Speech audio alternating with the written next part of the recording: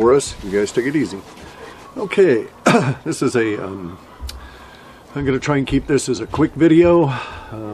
Might even edit it, and I'll edit that part out. Gracie, take it easy. Come on, be careful, be careful. There you go. Okay. Welcome to Washington in the winter. It's cold, I won't be out here very long. It's wet, I won't be out here very long. It's briefly a little bit of a sunbreak and a little bit of blue sky, except for where we've got chemtrails all over. Any event though, the purpose of this video is to call attention to the censorship that's going on from Google. Google has run through and has been tightening down some algorithms on the alternative media. This is specifically including those media that are involved with gold and silver, Bitcoin, and alternative media investigating the elites at any level, alternative media reporting on conspiracy theories, and alternative media dealing with woo-woo subjects, oddly enough. And so woo-woo would be, you know, maybe zombies in Haiti, that kind of thing. I ran a quick little series of tests, not definitive by any means. These tests did a bit of regression analysis on the viewers being reported by YouTube on a number of sites and cross-compared them to more specific sites of the same kind that are not within that frame. So in other words, the sites for RT, for our buddy JSNP4, for Bix Weir at Road to Ruta, the SGT Report, Finance and Liberty, Silver Doctors, Wall Street for Main Street, Crush the Street, and any number of other ones from that that I just would be too numerous to get into. But those were the ones that I checked, doing a quick run on the statistics that YouTube is reporting. And those statistics have the generalized trends over these past 2 months be down on viewership and probably reported ad revenue to these sites. And it's very curious that all these sites have the same kind of descending pattern within their within a chart drawn on their viewership. And so all of these sites appeared to be on an upward trend through to about June of last year. And curiously, from that point on, we know that Google has been tweaking some of their algos, specifically those that are used to depreciate site views and kick out what they used to call link spammers. They now have re-identified and repurposed some of this software for use against what they're entitling as fake news. Let's please note here, fake news is a label that is applied to truth by those who are lying. So anytime anybody says to you, you know, so-and-so is fake news, and they're the mainstream media, they're lying, and they're telling you, that guy's over there telling you the truth, but I don't want you to know it.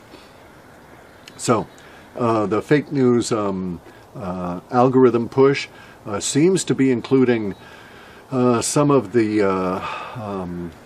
anti-spam features or cleanup features or anti-gaming feature software that Google writes, like Penguin and Panda and a few of the others that are dealing with the links once they've been indexed and swept up.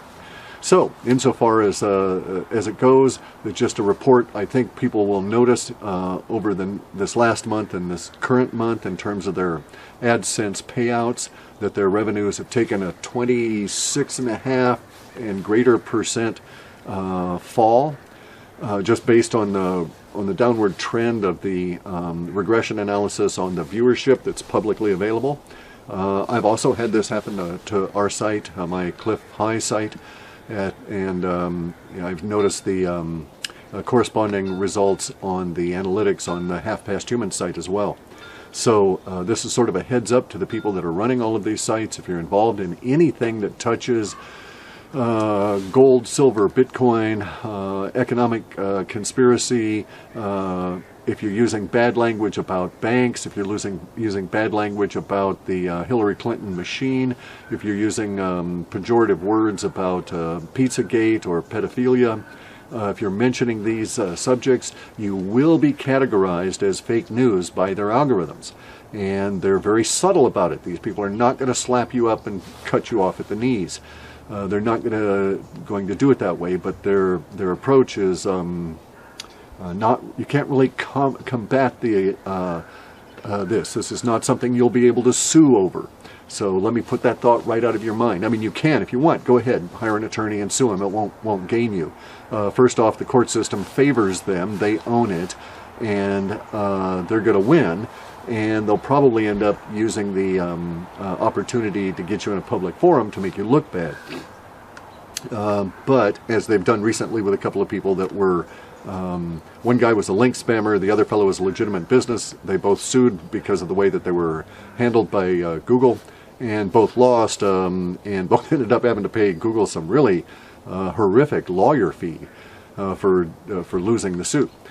So anyway, now, so in terms of the response, this is all being done linguistically. Okay, so they're not looking at your ugly pictures and saying, let's get that face and mark it. The first time they do that, yes, that is true.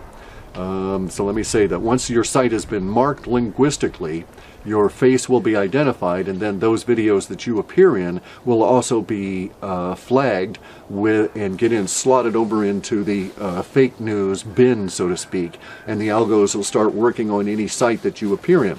So I can suggest that in spite of their best efforts, if I were to be interviewed in a video by Casey Neistat. Okay, he's the golden-haired CNN sellout. He pimped for Hillary publicly, got trashed for it. He not only did that, he was caught editing out the bad words that were being said about him on the comments in real time for days after this event.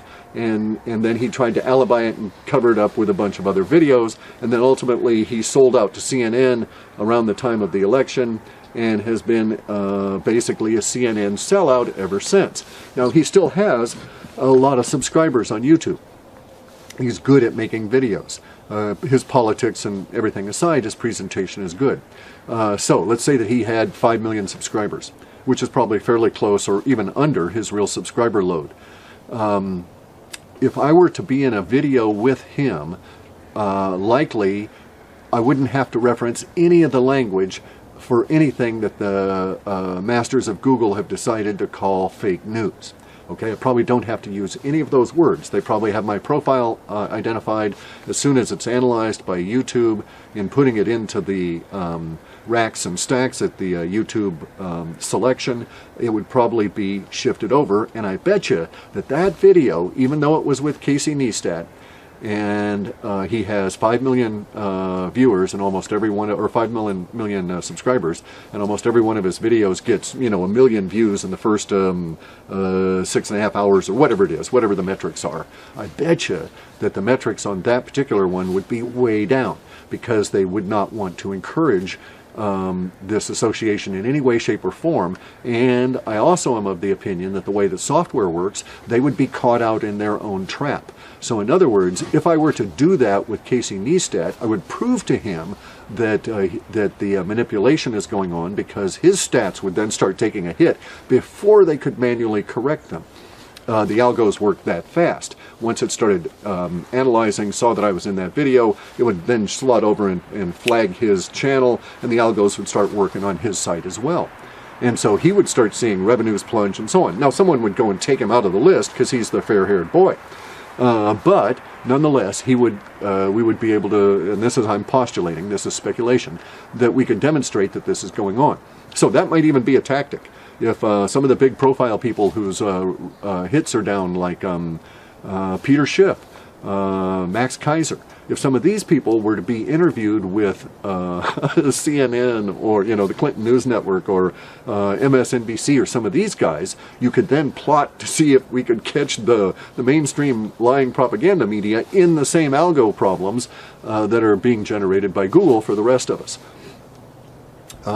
So that's a suggestion, actually, to use it as a guerrilla tactic. You know, if you're tainted and you stink and you're covered with tar and mud and stuff, one thing you can do is go slap the guy in the back that's wearing the tux. You know, hi guy, how you doing? Take a big load of this stinking mud. So it's just something to do. Now, there are other approaches, okay, in a much more serious vein. So collectives can be formed. We could do a Grange style, a YouTube Grange, right, where people with a like mind or basically common enemy decide to take a common stand against that approach and overcome the obstacles being presented. And so there's a lot of different ways to do this. There's tweaks we can make on our own sites. In terms of how we do our descriptions and how we do our meta tags. There's language we can leave out and other language we can bring in that will cause the algos to get quite confused. So one thing you might do is to go and analyze those sites that are not being hassled by the fake news censorship algo, and you would see that their description sets, especially their meta tags, are of a certain nature, and that could be replicated and put into our sites. Now, it would only momentarily work. It would only work for a little while until a human saw what was going on and made a tweak to the algo such that they discounted that. But as soon as they do that, the human falls into our trap, and all of those sites that we stole those meta tag templates from, they also become enmeshed into this. And so it's a tactic that was developed by Che Guevara when he was fighting communist revolutionary war. Basically, he was just a really pissed fellow all the time, and he developed some good tactics. And one of them is, if I'm living in a village and they come and beat up me, if the people around me also get beat up, then usually they don't turn against me, they turn against the people that are beating us up, and we form a larger collective. And that's the thinking here, that as we embroil more and more people in this, as we taint more people with our language, the algos become much broader in their impact, much more confused. The impact is spread out over a larger segment. It ameliorates the sharp division in viewerships, and so we gain back some because everybody's being flattened down, and they'll have to continually adjust their algos to respond. So there's that aspect of it. We can do it that approach. There's other linguistic approaches. Boris, knock it off. Other linguistic approaches that can be done to impact the algos. Bear in mind, this is all being done with language. So if you're tricky about language, you can confuse the software because it's just being written by a bunch of guys who don't really want to do it. Bear in mind that, okay? I've worked IT.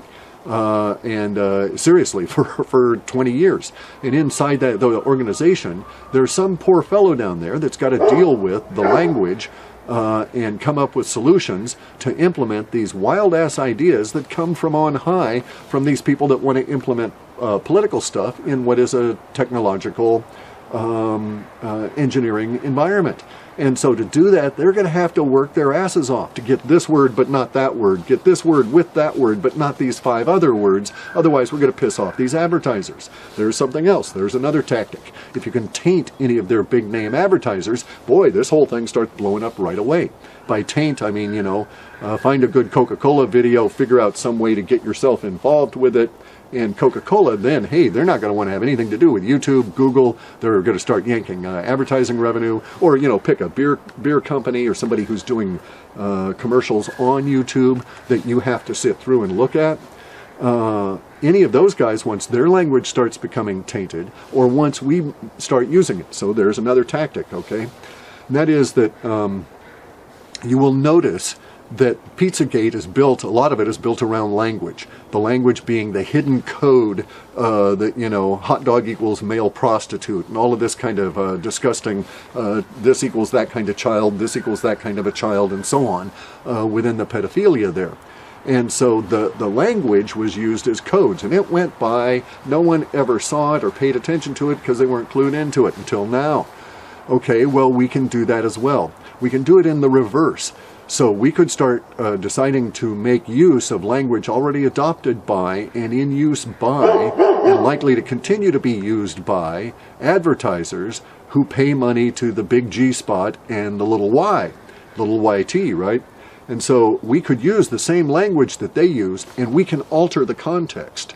So we could say from now on, for instance, that the Coca-Cola, hey, Coca-Cola, that's a word for censorship. Oh, I don't want none of that Coca-Cola on my site. Can't stand that Coca-Cola stuff, right? And so we start doing that. The algorithms pick up on the fact we now have Coca-Cola being used on all these,